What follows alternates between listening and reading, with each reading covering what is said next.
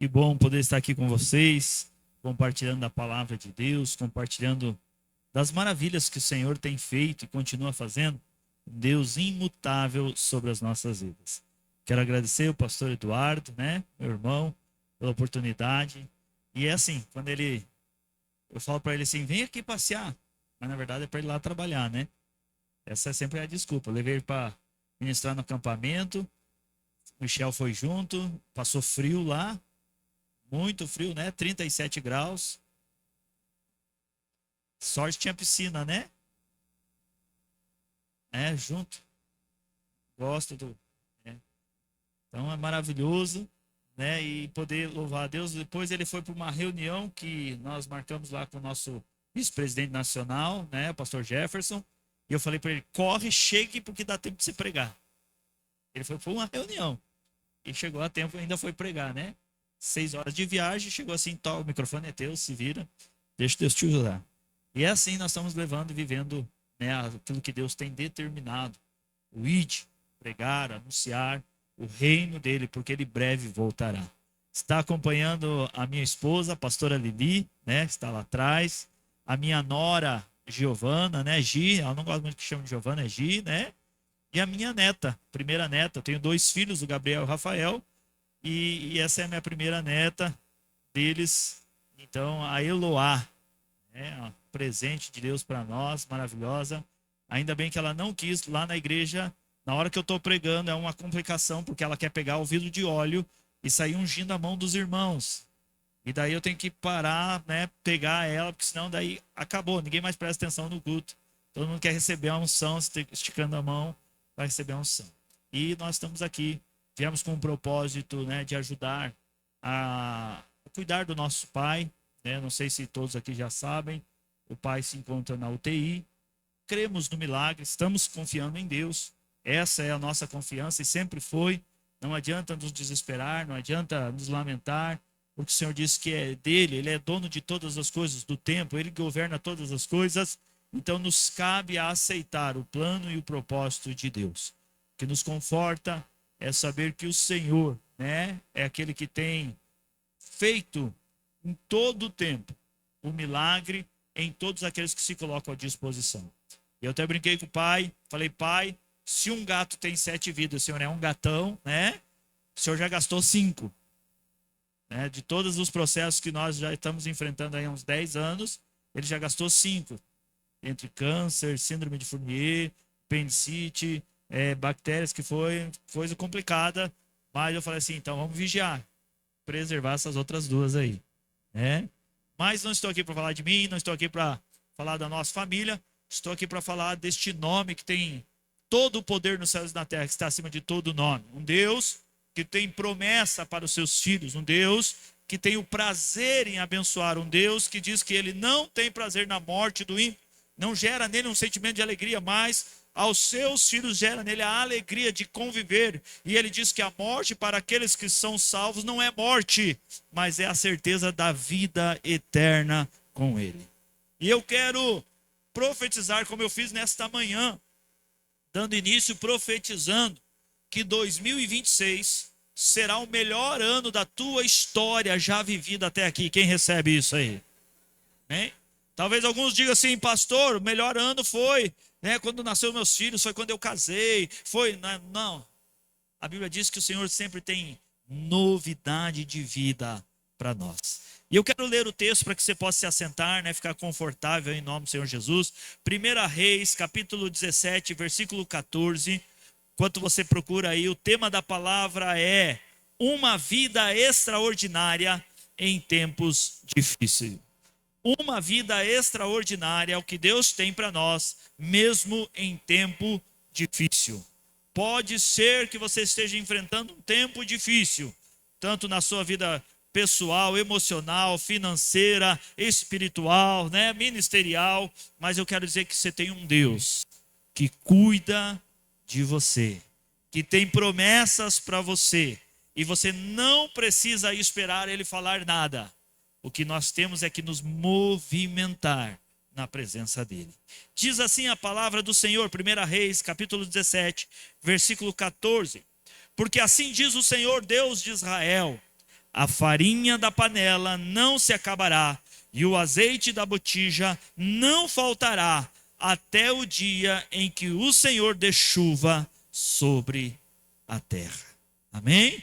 Marque a palavra de Deus. Depois na sua casa você pode ler com calma do 8 até o 16. É todo esse texto, mas apenas para nós ganharmos tempo para aquilo que Deus quer falar conosco. Coloque a palavra de Deus na cadeira aí, feche os teus olhos por mais um instante. Querido Espírito Santo, acabamos de ler a tua palavra, este é o teu momento, fala, Senhor, teus filhos, os teus servos te ouvem. Somos gratos porque o Senhor já falou conosco pela manhã, somos gratos porque o Senhor tem agido conosco pela comunhão que tivemos durante a tarde. E agora temos também a convicção e certeza que o Senhor está neste lugar, atraído pelo louvor da tua noiva, da tua igreja, para falar aquilo que precisamos ouvir, não o que queremos, mas aquilo que o Senhor quer tratar aos nossos corações. Em nome de Jesus nós oramos, em nome de Jesus nós te agradecemos. Amém e amém, Jesus. Amém? Se assente, tome teu lugar. Muito lindo, né? Trabalho, as células. Coisa linda, trabalho maravilhoso, poder servir, né, e poder propagar o reino de Deus cada dia mais, isso é maravilhoso. Mas vamos à palavra. Nós estamos vivendo em tempos difíceis, tempo de incerteza. Não é mistério para ninguém, né, e não temos dificuldade nenhuma de falar sobre isso. Não vou falar de política, mas vou falar a respeito do que ela envolve nas nossas vidas, né? A nossa visão, a nossa administração familiar da nossa casa, porque através dela é que o empresário vai manter a sua empresa ou não vai manter a sua empresa, dependendo de como vai prosseguir, se vai manter o teu emprego ou se não vai manter o teu emprego, né? E isso vai refletir na nossa vida. Aquele que acaba perdendo o emprego reflete na vida emocional, reflete na vida sentimental, a preocupação do amanhã. Então nós vivemos não é apenas no Brasil, mas num sistema global, a incerteza por causa das guerras, rumores de guerras. Estamos, né, observando direita, esquerda, a movimentação das duas linhas. E nós temos uma certeza que para todos que assistem, todos que participam, todos que respiram sobre esta terra, que estamos vivendo tempos difíceis. Estamos ou não estamos? Isso é para aqueles que são crentes ou para aqueles que não são crentes, para aqueles que conhecem a Deus, aqueles que não conhecem a Deus, aqueles que temem a Deus, aqueles que não temem a Deus. Os tempos são difíceis para todos. Quando enfrentamos recentemente a pandemia não pegou só aqueles que não eram crentes. Quem aqui perdeu alguém próximo de você ou muito conhecido seu e que era convertido, né? Ali a sua vida com Cristo e você perdeu ele aí. Olha quanta gente. Porque vem para todos. As lutas, as dificuldades, vêm para todo mundo. Os dias difíceis, a crise, escassez, medo, incerteza, vêm para todos. Porém, a Bíblia, a palavra de Deus, ela nos ensina que Deus não muda seus princípios conforme o tempo muda. Deus, ele não muda isso. Em meio ao caos geral, Deus sempre levanta pessoas para viver, sabe o quê? O extraordinário que ele tem proposto para aqueles que têm colocado o seu coração no propósito, na visão e na obediência da sua palavra. E nós vamos ver pela Bíblia homens que andaram com Jesus, viveram com Jesus, mas não viveram o extraordinário, mas depois de um encontro real, cheios do Espírito Santo, viveram coisas extraordinárias, porque é isso que o Senhor deseja para todos aqueles que vivem, como nós vimos essa, né, apresentação, não foi combinado com eles, mas venha dentro da palavra, sobre isso que o Senhor quer, a sinceridade, sermos verdadeiros, sermos transparentes, falar para Deus quando dói, falar para Deus quando não dói, né? O pastor Dói brincou ali com um santista, né? Lá na igreja eu também tenho um santista lá. A maioria é corintiano. Não é fácil, queridos, conviver com os corintianos. Eu orei muito, mas Deus mandou 2 noras corintianas, né? Eu acho que eu não orei demais. Mas ainda tenho esperança que, né, se convertam,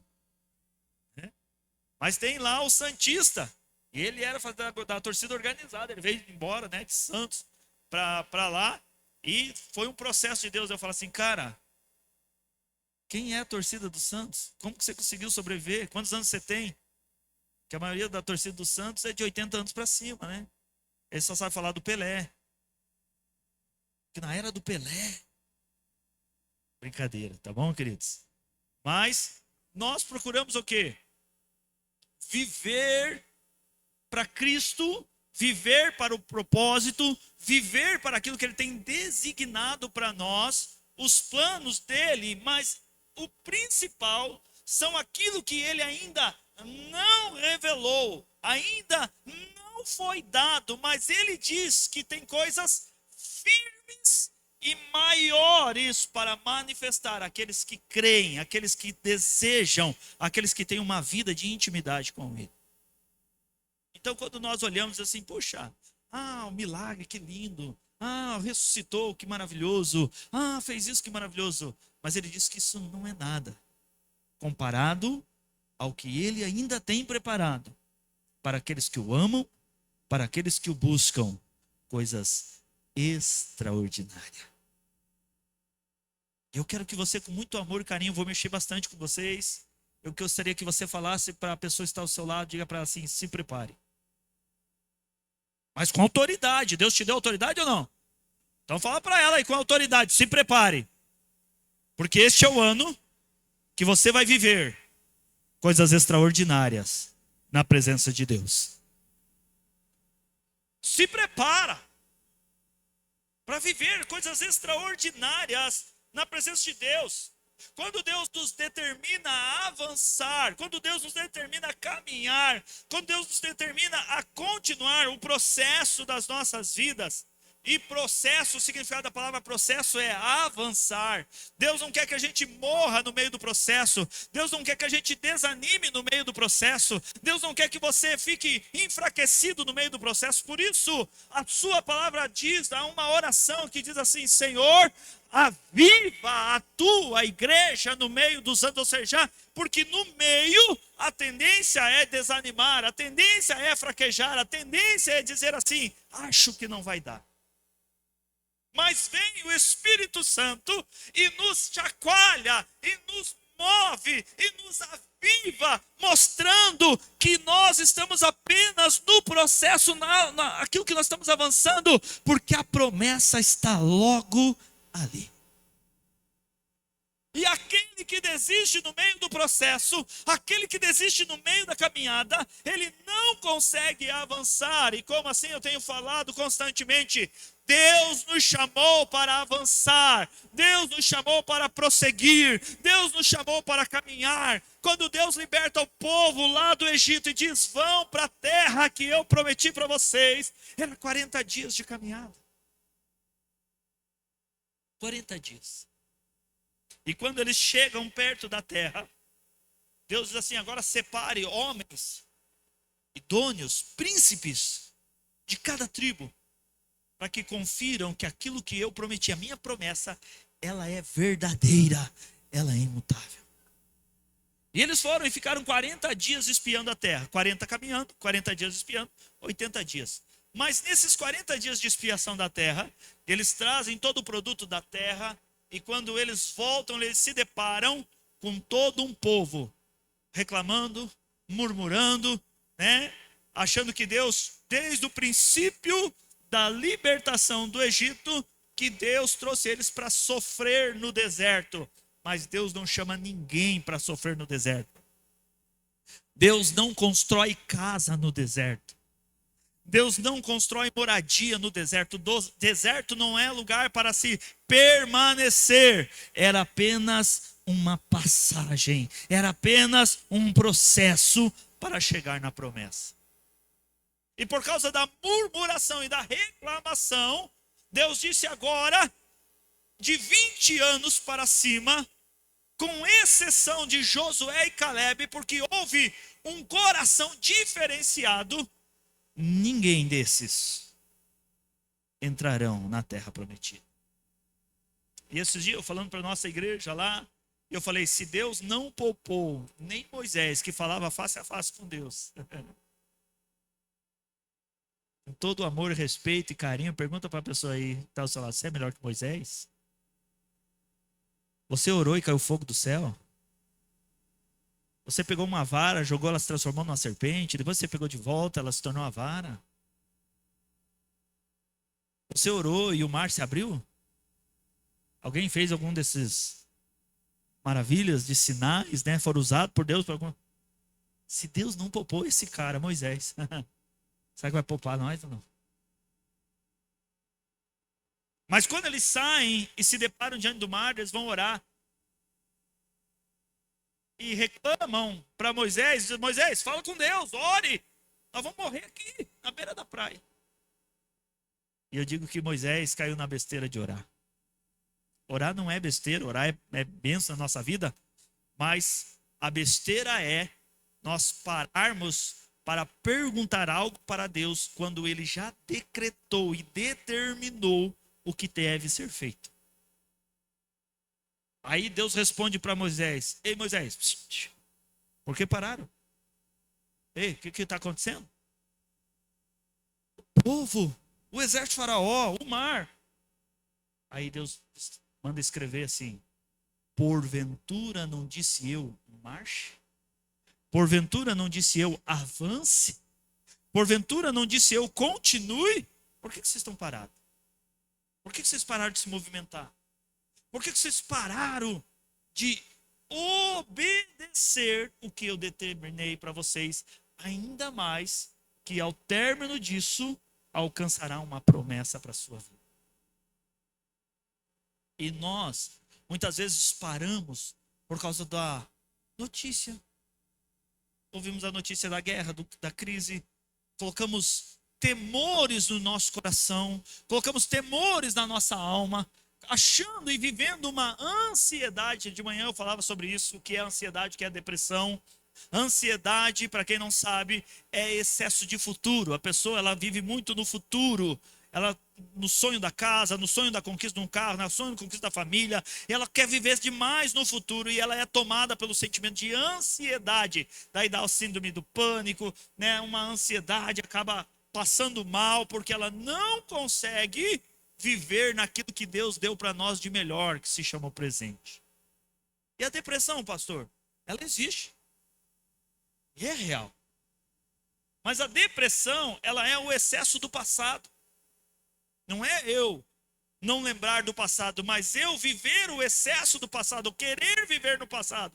Porque no passado eu tinha um emprego, que aquele emprego me favorecia, me dava isso, me dava aquilo. Porque no passado eu vivia uma história assim, no passado, né, eu tinha um outro relacionamento assim, aquilo era assim, porque no passado, e ela consegue, né, não consegue viver o presente, ela está presa no passado e ela é tomada então por esse sentimento, por uma doença chamada depressão. Porque ela quer que os seus dias volte a ser o passado. Mas o que o apóstolo Paulo nos ensina e fala? Esquecendo-me das coisas que para trás ficam, avançando para aquelas que estão diante de mim, ele está dizendo assim, eu não estou vivendo lá no futuro, eu estou esquecendo o que ficou para trás e eu estou progredindo de situação em situação. Eu continuo avançando, eu continuo indo, porque eu prossigo para o alvo. E qual é o alvo que você tem? Qual é o alvo que nós buscamos? Sabemos que na nossa vida espiritual, o alvo principal é nos encontrar com Cristo. A certeza da nossa salvação, esse é o ápice da nossa vida aqui nessa terra. O ápice da nossa vida aqui nessa terra não é conquistar bens, não é prosperar financeiramente, não é só ter saúde, mas o ápice daqueles que acreditam e vivem a fé em Cristo Jesus é ter a salvação garantida, o nome escrito no livro da vida, atento para que quando a trombeta soar, ouvir ele chamar, vinde benditos de meu Pai, venham. Esse é o ápice que a igreja espera, a volta de Cristo. Mas em meio a essa situação, em meio dessa toda essa dificuldade, nós acabamos tirando o nosso olhar de Cristo e acabamos colocando o nosso olhar na dificuldade, nas situações do mundo. E por isso eu li esse texto, porque eu quero falar desta viúva, de uma situação que aconteceu, não é uma historinha, mas foi real, aquilo que Deus determinou, que Deus queria corrigir a humanidade. E Deus usa o profeta Elias para orar, para que não caísse chuva sobre a terra. E a Bíblia diz que aproximadamente 3 anos e 6 meses não choveu sobre a face da terra. 3 anos e 6 meses. Não sei se aqui às vezes acontece de faltar água, né? Mas quando falta água, já dá um desespero ou não? Que é 1 dia, 2 no máximo, sem banho, sem água para fazer o café. Hã? Que desespero. Agora imagina 3 anos e 6 meses sem chuva sobre a face da terra. Sem a água. E de manhã eu explicava um pouco, né? Só um Deus tão grande como nós criar um elixir que compõe, eu não lembro agora, né? Eu tinha estudado, mas eu não lembro agora a quantidade de nutrientes, mas são muitos nutrientes que tem dentro desse copo aqui, que alimentam todo esse sistema corporal, irrigando, filtrando, para que ele não entre em falência, mas ele trabalha. Um Deus que criou um elixir que não tem cor, não tem cheiro e nem sabor. Para que todos seres que respiram plantas se alimentem e possam viver, sobreviver e dependem desse elixir. Você já parou para analisar a importância da água da tua vida? E às vezes não quer beber água, né? Vamos beber refrigerante. Uma Coca-Cola bem gelada. Daí aguenta as pedras no rim, né?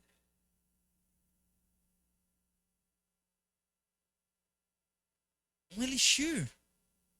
Um Deus que se preocupou com cada um de nós, em liberar, em dar algo para nos manter vivo.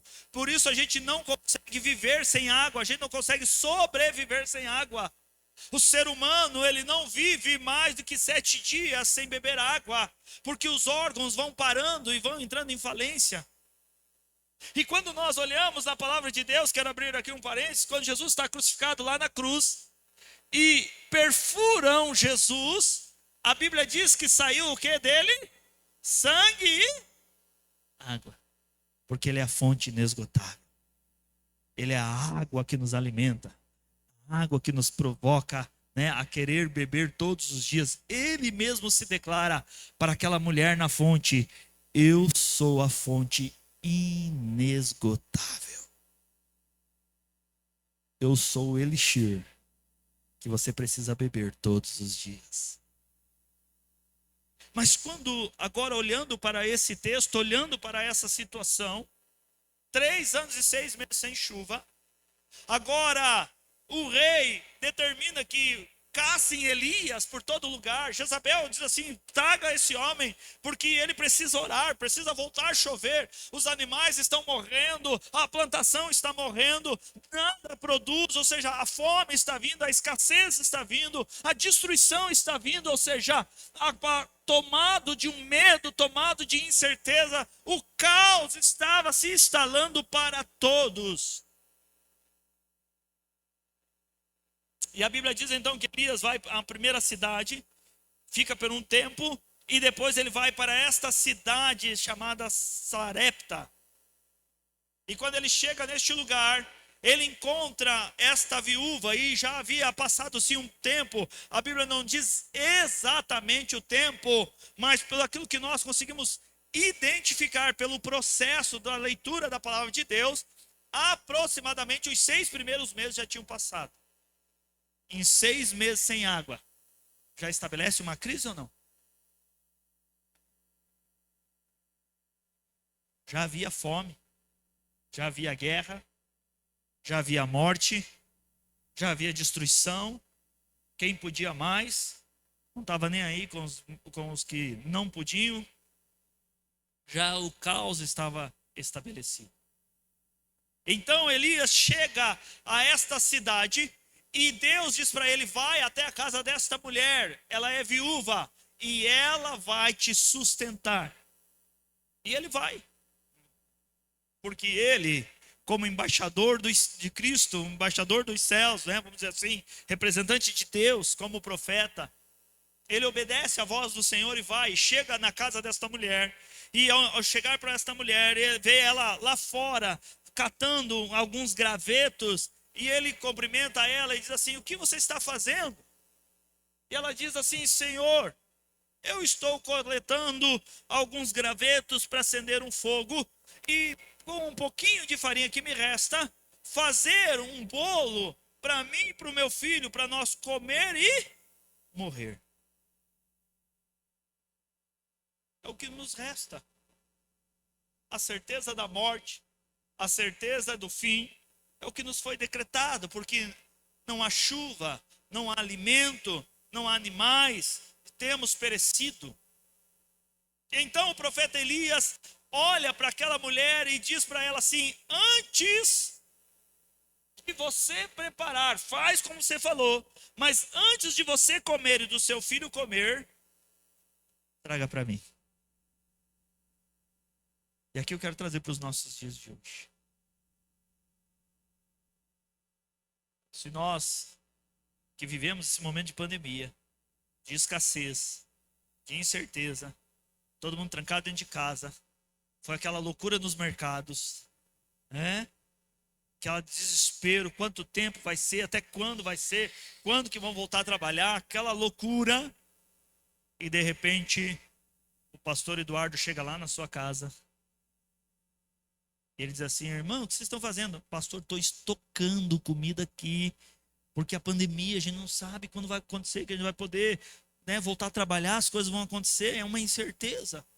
Estamos estocando para ver até quando dá, porque depois disso, não sabemos se vamos comer de novo ou não, ou se vamos sobreviver ou não, se vamos morrer ou não. Daí o pastor Eduardo diz para você assim: irmão, então antes de você guardar para você, me dá para mim levar para a Lisiane, para a Evelyn, para o Henrique.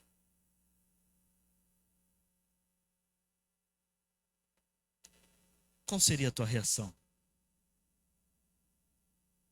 Com sinceridade, qual seria a nossa reação? Pastor, você está maluco? O senhor está doido? O senhor vai estar tirando da boca dos meus filhos? O senhor está tirando a minha sobrevivência para satisfazer, aí já inventaria, né? Um ego para se aparecer.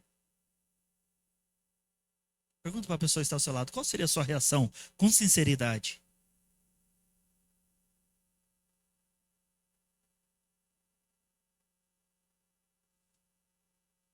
Ó, com muita sinceridade, tá bom? Muita sinceridade. Tem que ser verdadeiro. Quantos tirariam a comida do armário que você comprou para você? Não estou falando de repartir. Você tiraria toda a comida do armário, colocaria nas sacolas e entregaria para o pastor Eduardo, o profeta que é sobre a sua vida. Quem faria isso aí? Com toda sinceridade. Quem faria? Levanta a mão aí. Aí, tem uma, pastor. Tem uma? Está lascado, hein? Se lascou.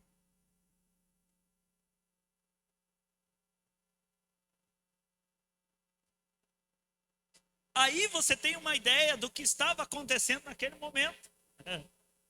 Aí nós temos uma ideia bíblica do que estava acontecendo, porque havia bênção, havia fartura, havia chuva, e de repente do nada cessa, e agora essa mulher se encontra nessa situação, por mais que não era uma pandemia, mas havia escassez no mundo. Mas esta mulher,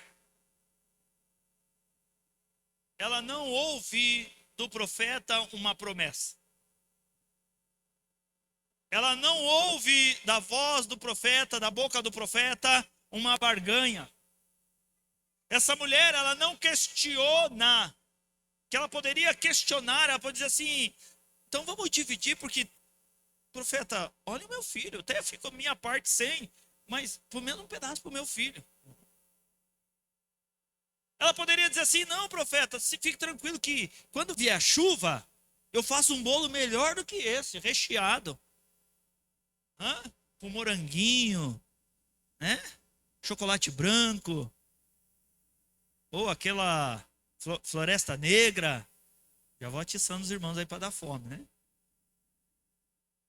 Ela poderia usar diversas situações para indagar o profeta, porque o profeta não tinha nada falado para ela ou prometido algo para ela.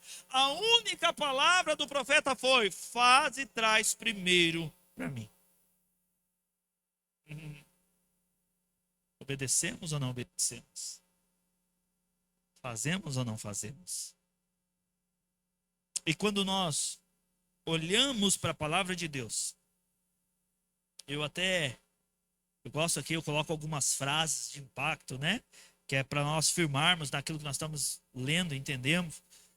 Uma frase que eu coloquei assim: o fim que o homem decreta não é o fim que Deus determina.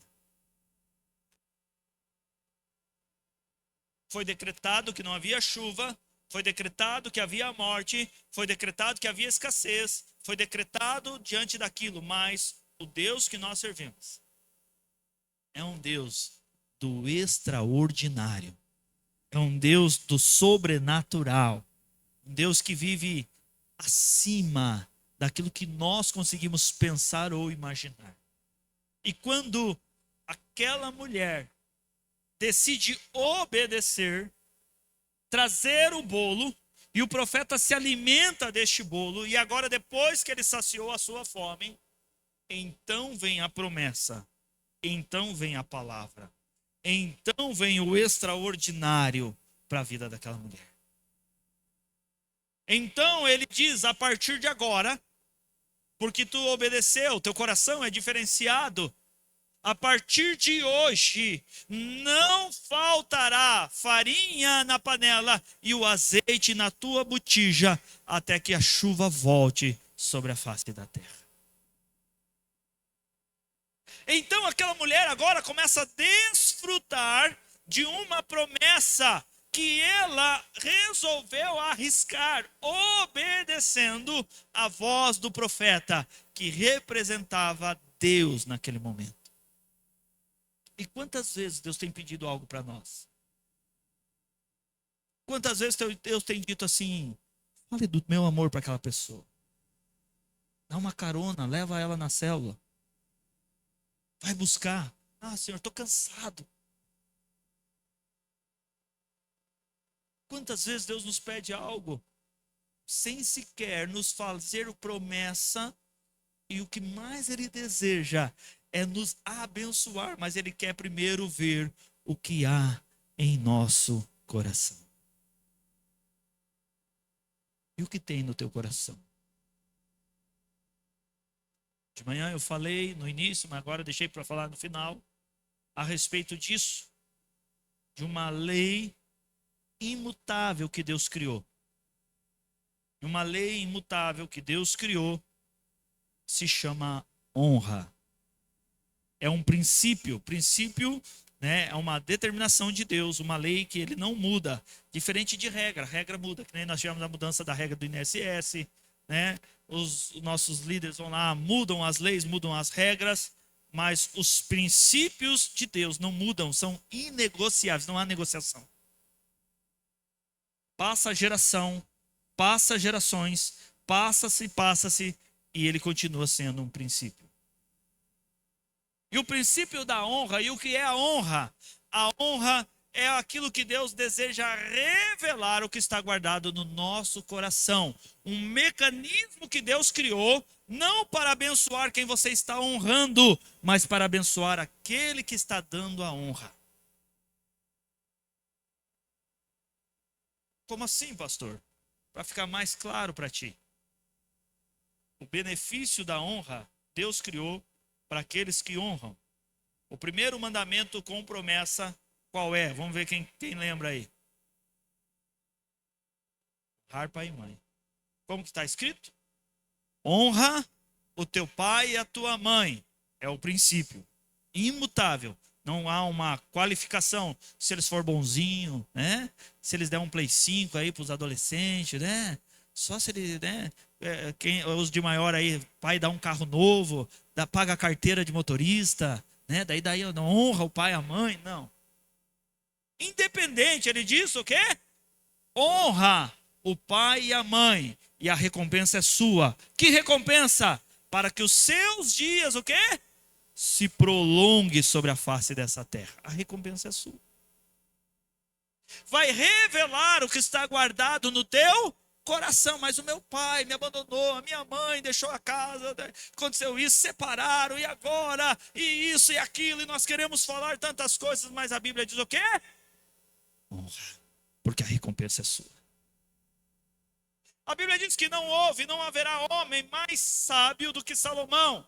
E Deus diz assim, desde Salomão não houve, e após Salomão não haverá. Porque eu dei ao meu servo a sabedoria que vem dos céus sobre ele. E então Salomão escreve lá em Eclesiastes. E se ele é um homem tomado por toda a sabedoria que Deus deu, ele deixou escrito para nós assim: honra ao Senhor com o princípio, ou seja, com as primícias da tua renda. E a recompensa não é do Senhor. A recompensa é sua. Porque ele diz então, se você honrar ao Senhor, dando a Ele, Ele não deixará faltar, ou seja, o vinho, não deixará faltar o trigo, mas Ele manterá os seus celeiros fartos. Mas eu vou dar para pastor, vou dar para a igreja. Não é o meu propósito que falar de dinheiro, mas dá. Estou falando de honra. Falei de pai, de mãe. Se nós formos falar na Bíblia sobre autoridade, sobre honra. Aí Deus fala para o profeta, falar para a nação de Israel, falar para a igreja a respeito disso lá, o profeta Malaquias. E ele diz assim: vocês me chamam de pai. Quanto chama Deus de pai aí? Aí o Senhor diz: e outros me chamam de Senhor, que eu sou Senhor deles. Aí Deus pergunta: onde está a minha honra como pai? Onde está a minha honra como teu Senhor? Se você endurece o teu coração, se você endurece e não me obedece naquilo que eu determinei. Obedecer é o que o Senhor espera de nós. Uma obediência.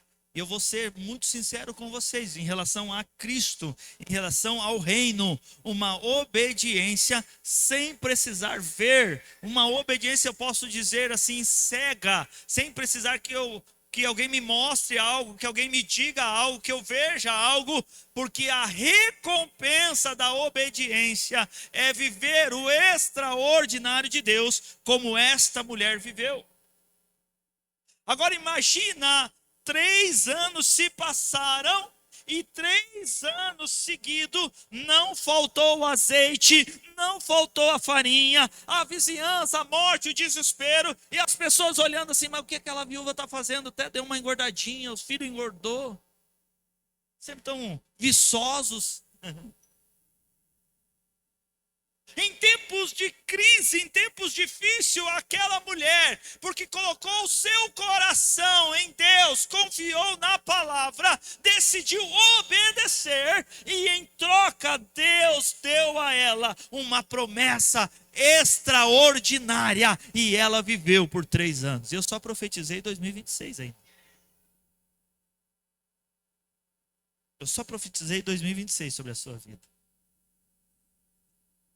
Se eu posso te orientar pela palavra de Deus, se jogue sem reserva, se jogue sem medo, se jogue sem qualquer situação, mas se jogue na presença do Senhor.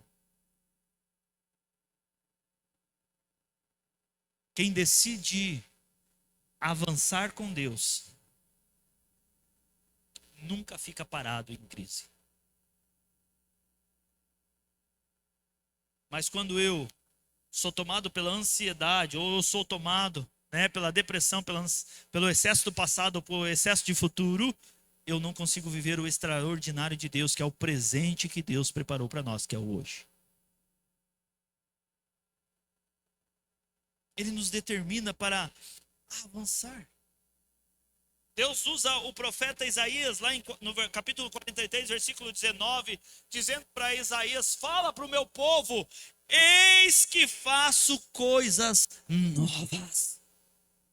Deus não quer que eu e você ficamos presos vivendo do passado, vivendo a mesmice. O nosso Deus não é um Deus de mesmice, o nosso Deus não é um Deus de repetições. Mas o Senhor disse: eu fiz coisas extraordinárias, mas vocês farão coisas ainda maiores daquela que eu fiz. E quando nós olhamos alguns exemplos bíblicos, olhamos um Pedro que negou Jesus, traiu Jesus, né? Falou que ia com Jesus até a morte, mas no primeiro momento ele, cai na capoeira. Um Pedro que andou com Jesus, dormiu, acordou, comeu, viajou, mas o seu coração não decidiu andar com ele até o dia de Pentecostes. Até quando, né, Jesus ressuscita, restaura Pedro. Ali é um processo do Senhor de restaurar Pedro. Jesus, ele cria a mesma cena do primeiro propósito, primeira situação, e fala para ele: eis que tu é Pedro, sobre esta pedra edificarei a minha igreja, dizendo para ele: vai, cara, caminha, não desiste, se reúnam, porque tem uma promessa que vai acontecer. É Pedro, um homem comum como eu e você, cheio de medos, temores, incertezas. Mas quando agora Pedro está lá reunido e de repente o Espírito Santo se manifesta e são tomados pelo Espírito Santo, agora Pedro continua sendo um homem simples como eu e você, mas cheios do Espírito Santo, fazendo coisas extraordinárias por ele e para ele. Como assim, pastor? A Bíblia diz que quando ele está lá, depois do Espírito Santo, na primeira pregação, milhares de pessoas se convertem ao Senhor Jesus. Muitos eram curados, e as pessoas começaram a perceber que aonde pegava ali, está pegando a minha sombra, e aonde a sombra de Pedro pegava alguns enfermos, eles eram curados, eles perceberam isso. E o que eles começaram a fazer? Porque eram muitas pessoas, eles começaram a arrastar os enfermos que apenas alcançasse a sombra de Pedro e fossem curados. Não que Pedro tinha poder, não que Pedro tinha cura, mas porque agora era um Pedro cheio do Espírito Santo.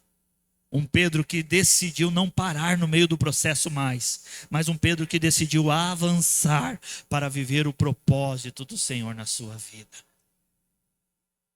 Um Pedro que disse: eu vou para a cruz, mas não sou digno de morrer como meu Senhor, me crucifiquem de cabeça para baixo. Eu não fujo mais da cruz, eu não fujo mais daquilo que foi me determinado, porque agora eu sei o Deus a quem sirvo, eu sei quem é o Senhor da glória. E o que nós estamos dispostos a fazer? Nós estamos prosseguindo para o alvo? Ou quantos já tombaram ou estão pensando em desistir no meio do processo? Quantos estão pensando em ficar no meio do deserto? Quantos estão pensando em retroceder? Pastor, só começou o ano. Sim, só começou o ano. Mas muitos já estão cansados. Muitos já estão dizendo assim: puxa, tudo de novo, célula, tudo de novo. Reuniões, tudo de novo. Mas Deus diz que tem algo extraordinário para 2026. 365 oportunidades de mostrar e revelar o grande eu sou, a sua unificência, a sua grandeza, o quanto ele é suficiente para mim e para você. Mas nós preferimos ficar reclamando, preferimos ficar sofrendo, preferimos ficar nos lamentando e esquecemos que logo ali há uma promessa. E a Bíblia diz que aquele que prometeu é fiel para cumprir. Se coloque de pé no seu lugar.